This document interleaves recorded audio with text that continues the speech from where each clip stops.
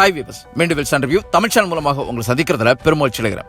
என்னுடைய ரிவ்யூ எல்லாத்துலயுமே நான் ரொம்ப ஸ்ட்ரெஸ் பண்ணி சொல்லக்கூடிய ஒரு அம்சங்கிறது சேஃப்டி. இந்தியன் கார் மார்க்கெட்டை பொறுத்த வரைக்கும் ஒரு பேசிக் நேச்சர் இருக்கு. என்ன அப்படின்னு பாத்தீங்கன்னா, அவங்க ஒரு கார் வாங்கணும்னு முடிவு பண்ணும்போது அந்த கார்ல அவங்க பார்க்கக்கூடிய அம்சங்கிறது அந்த கார் என்ன பிரைஸ் ரேஞ்சில் இருக்கு, அந்த கார்ல என்ன மைலேஜ் கிடைக்கும், அந்த கார் பார்க்கறதுக்கு எவ்வளவு அழகா இருக்கு, அந்த காருக்கு உள்ளாடி என்ன ஃபீச்சர்ஸ் கொடுத்திருக்காங்க, இதையெல்லாம் தான் நம்ம பார்க்கறோமே தவிர அந்த கார்ல சேஃப்டியோட அடிப்படையில் என்ன கொடுத்திருக்காங்க அப்படிங்கறத நம்ம பார்க்கறது கிடையாது. அது மிகப்பெரிய ஒரு தவறு. எப்பவுமே நீங்க ஒரு கார் வாங்கும்போது அந்த கார்ல முதன்மையா நீங்க பார்க்க வேண்டிய அம்சங்கிறது சேஃப்டியா தான் இருக்கணும். இதை கடந்து தான் மற்ற எல்லா ஃபீச்சர்ஸ் வரும் அப்படிங்கிறது என்னுடைய உட்கருத்து.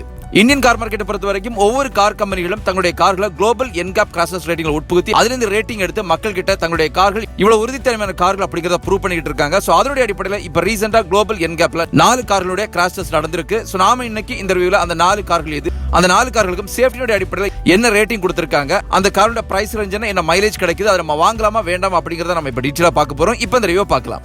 இதுவரைக்கும் நம்ம சேனல் சப்ஸ்கிரைப் பண்ணாதவங்க தயவு செய்து சப்ஸ்கிரைப் பண்ணிக்கோங்க. கார்கள் பற்றிய செய்திகள், ரிவ்யூஸ், கம்பேரிசன் எல்லாமே உங்களுக்காக நம்ம டெய்லி போஸ்ட் பண்ணிக்கிட்டு இருக்கோம். இப்போ ரிவ்யூ ஸ்டார்ட் பண்ணிக்கலாம். இப்போ ரீசெண்டா குளோபல் NCAP Crash ரேட்டிங்ல உட்புகுத்தப்பட்ட அந்த 4 கார்கள் எது அப்படின்னு பாத்தீங்கன்னா, முதலாவது காருங்கிறது ரெனோனுடைய கைகர், இரண்டாவது கார் நிசானுடைய மேக்னைட், மூணாவது கார் ஹோண்டானுடைய ஜாஸ், நாலாவது காருங்கிறது ஹோண்டானுடைய சிட்டிங்கிற கார். இதுல முதலாவது காரான ரெனோ கைகரை பொறுத்த வரைக்கும் இதனுடைய குளோபல் NCAP Crash ரேட்டிங்கிறது அடல்ட்டை பொறுத்த வரைக்கும் 4 ஸ்டார் ரேட்டிங் அட்டகாசமா வாங்கியிருக்காங்க. அதாவது 17 புள்ளிகளுக்கு 12.34 புள்ளிகளை இந்த கார் ஸ்கோர் பண்ணிருக்கு.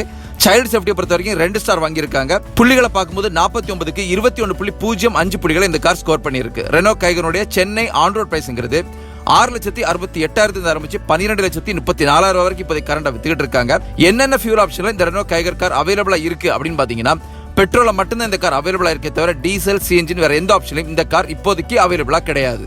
டிரான்ஸ்மிஷன் பொறுத்த வரைக்கும் பெட்ரோல மேனுவல், ஆட்டோமேட்டிக் ரெண்டையுமே கொடுத்திருக்காங்க. என்ன மைலேஜ் ரெனோ கைகர் டெலிவர் பண்ணுது அப்படின்னு பார்க்கும்போது, பெட்ரோலுடைய manual transmission 19.17 kilometre per litre, அதே பெட்ரோலுடைய ஆட்டோமேட்டிக் பொறுத்த வரைக்கும் 19.03 கிலோமீட்டர் பர் லிட்டர் மைலேஜ் கொடுக்கக்கூடிய ஒரு காரா இருக்கு. இந்த ஒரு மைலேஜ்ங்கிறது ரெனோ கிளைம் பண்ணக்கூடிய மைலேஜ். ஆன்ரோடுக்கு வரும்போது கண்டிப்பா இதுல இருந்து 1 கிலோமீட்டர் அல்லது 1.5 கிலோமீட்டர் வரைக்கும் கம்மியா கிடைக்கிறதுக்கான வாய்ப்புகள் அதிகமா இருக்கு. இரண்டாவது காருங்கிறது நிசானுடைய மேக்னெட்டுங்கிற கார். ஒரு அட்டகாசமான கார், அதாவது பட்ஜெட் பிரைஸ்ல ஒரு அட்டகாசமான கார்னு நம்மளால இந்த கார் சொல்லிக்க முடியும். நிசான் மேக்னெட் காரை பொறுத்த வரைக்கும் இதனுடைய குளோபல் NCAP Crash ரேட்டிங் பாத்தீங்கன்னா, அடல்ட் சேஃப்டி ரேட்டிங் பொறுத்த வரைக்கும் 4 ஸ்டார் ரேட்டிங் ஸ்கோர் பண்ணிருக்காங்க.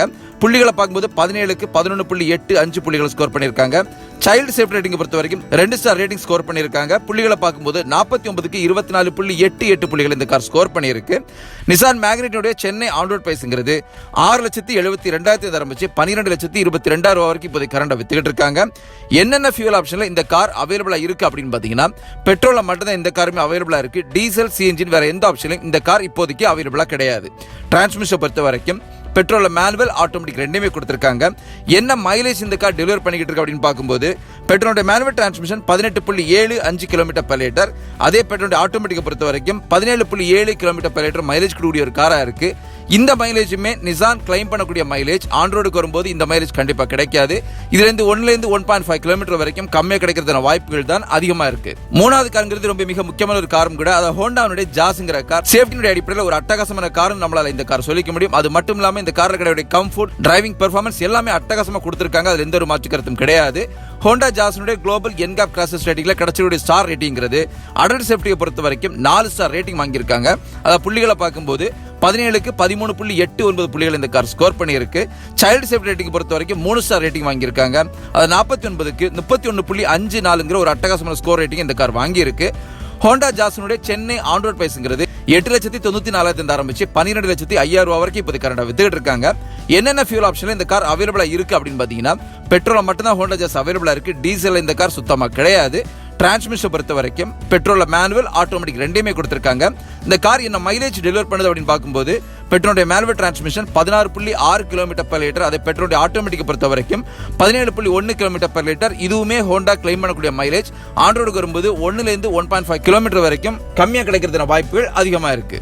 நாலாவது காருங்கிறதுமே ரொம்ப மிக முக்கியமான ஒரு கார். அதாவது ஹோண்டாவுடைய சிட்டிங்கிற கார். ஹோண்டா சிட்டியை பொறுத்த வரைக்கும் இதனுடைய குளோபல் NCAP Crash ரேட்டிங் பாத்தீங்கன்னா, அடல்ட் சேஃப்டி ரேட்டிங் பொறுத்த வரைக்கும் 4 ஸ்டார் ரேட்டிங் வாங்கியிருக்காங்க. ஸ்கோரை பார்க்கும்போது 17க்கு 12.03 புள்ளிகள் இந்த கார் ஸ்கோர் பண்ணிருக்கு. சைல்டு சேஃப்டி ரேட்டிங் பொறுத்த வரைக்கும் 4 ஸ்டார் ரேட்டிங் வாங்கியிருக்காங்க.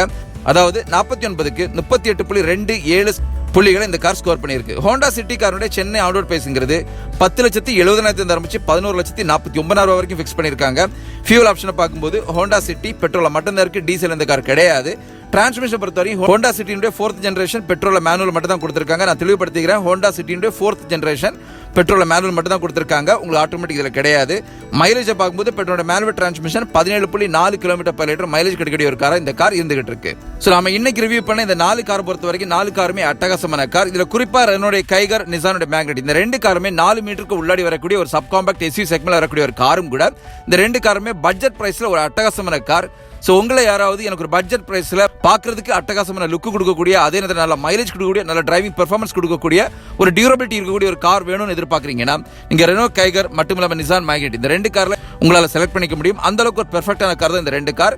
பார்வைக்குமே நல்ல ஒரு ரோட் பர்சன்ஸ் கொடுக்கக்கூடிய கார்கள் இந்த 2 கார். அட்டகாசமான காருங்கிறது எந்த ஒரு மாற்று கருத்தும் கிடையாது. ஸோ நான் இன்னைக்கு கொடுத்த இந்த ஒரு இன்ஃபர்மேட்டிவ் ரிவ்யூ கண்டிப்பாக உங்களை ஃபுல்ஃபில் பண்ணியிருக்கும் நம்புறேன். இன்னொரு ரிவ்யூ உங்களை சந்திக்கிற வரைக்கும் உங்களிடமிருந்து விடைபெறுவது உங்களோட அன்பின் விவேக். தேங்க்யூ.